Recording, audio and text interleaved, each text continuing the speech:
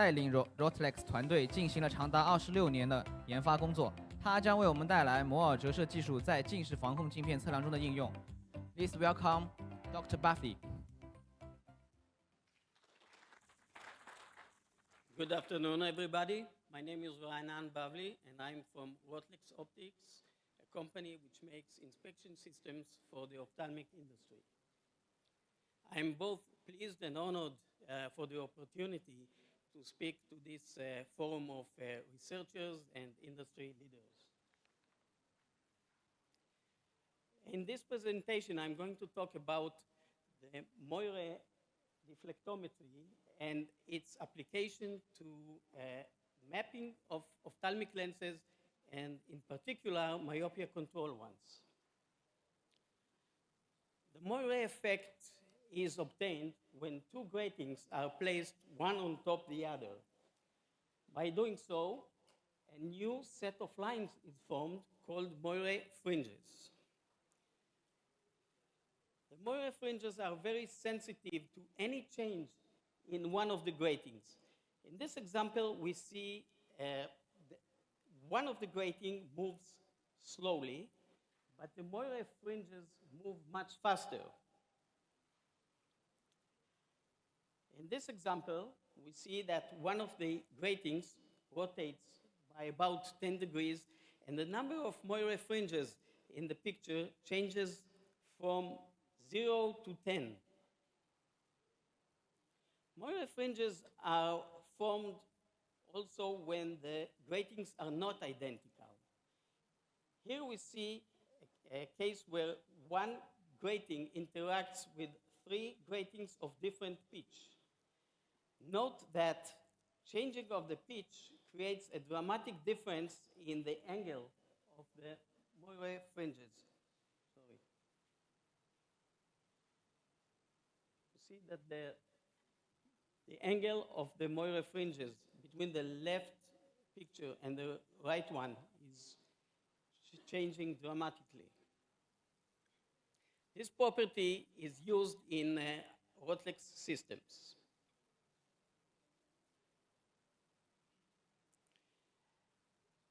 When building a deflectometer, a Moire deflectometer, we first shine light on a grating, and by doing so, we create a shadow of the grating.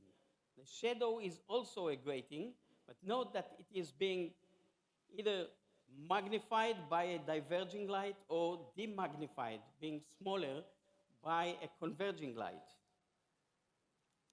We then project the shadow of the first grating on a second grating, and this creates Moire fringes. As you can see, when the light diverges, the Moire fringes rotate to the right. When the light converges, the Moire fringes move to the left. We use this effect to build a Moire deflectometer. First, we configure the system so that a collimated beam creates vertical fringes.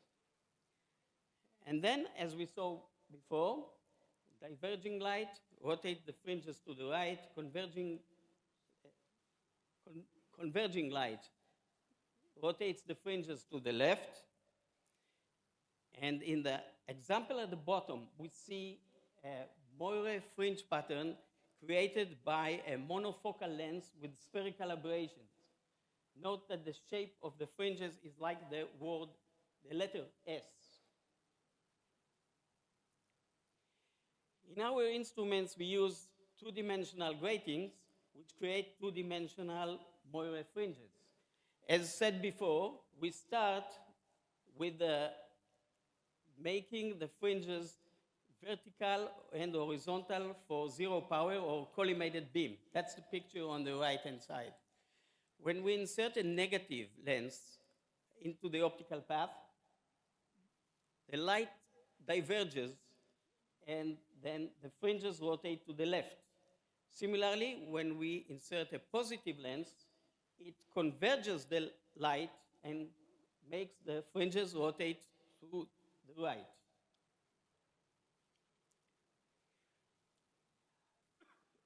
This This is an example of a fringe pattern, Moire fringe pattern of a progressive addition lens, spectacle lens.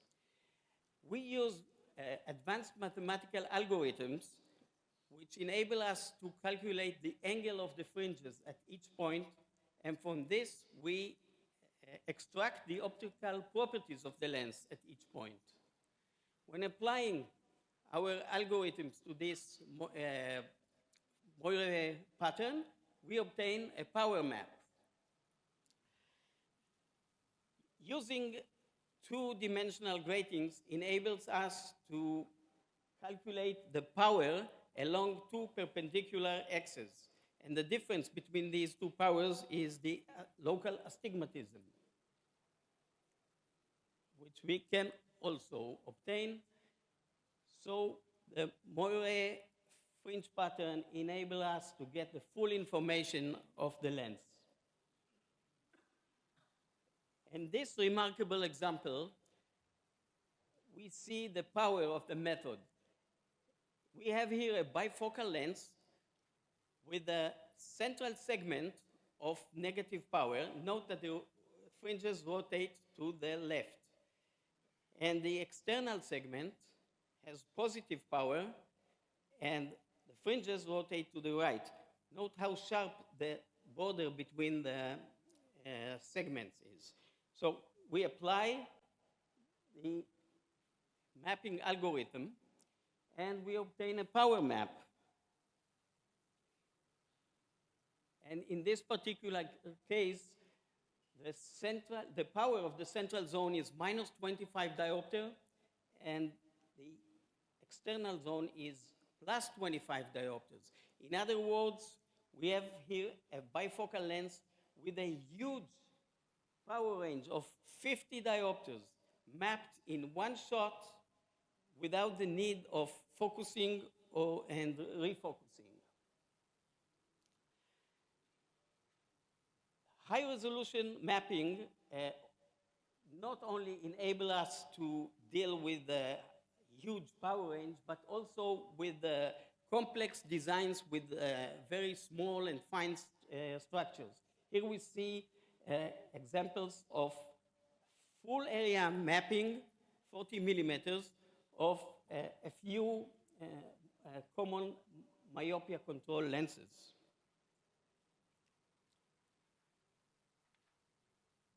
The high-resolution mapping enables us to calculate the power of a single microlens, the diameter of a single microlens, ring width, and more properties.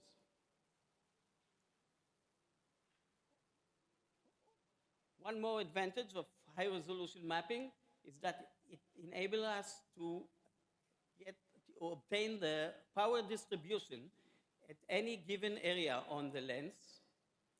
And this enables us to calculate the filling factor by power distribution, also by geometric diameters, also microlens density, and ring width, etc. Another function which is enabled by the high-resolution mapping, is the ability to measure one microlens. We can obtain the paraxial power, the exact diameter, and also the asphericity, meaning how fast the power drops.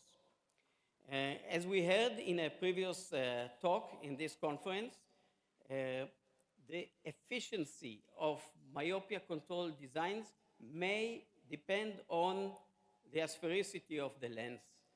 In that case, it's important to measure it. More detailed analysis of the microlenses enable us to calculate the density and diameter of all of the lenses in one shot. In the upper graph, you see a common design.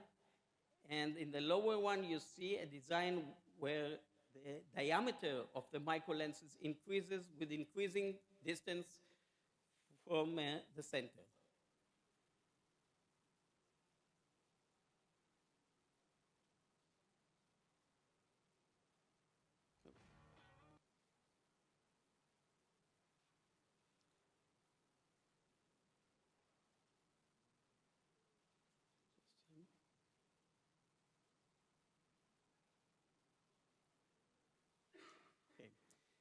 High resolution mapping enables us to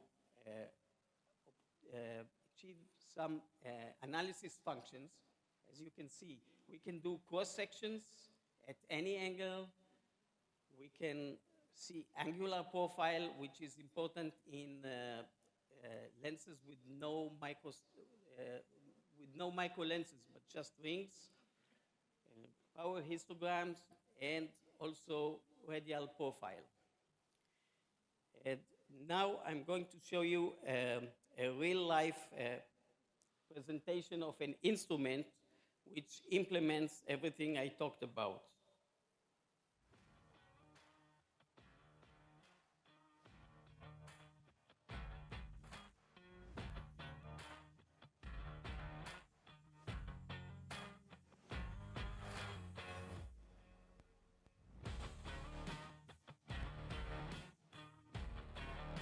Our instrument has a live power display which assists the user.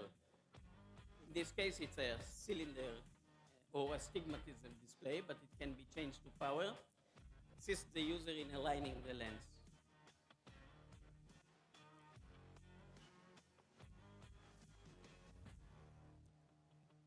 This is a calculation of paraxial power along 2 meridians.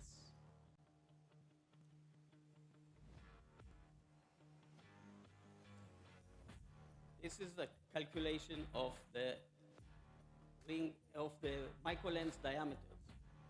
You can do hundreds of rings in one button click. And here is a summary of the results. We can see the power of the microlenses as function of their distance from the center. This is the diameter as distance from the center. This is an analysis. We can set any area and then obtain the power distribution or histogram for it.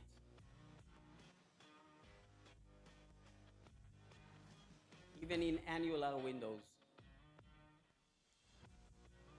This is a cross section.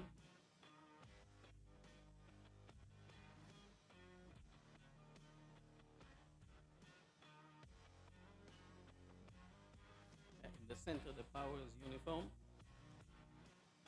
This is radial profile. This is angular profile. It shows the power around the ring.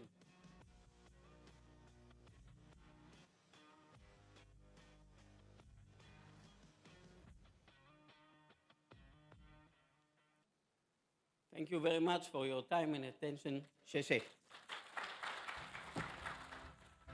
Thanks, Dr. Baffley。有请大会主席蒋伟忠教授为巴弗利博士颁发证书。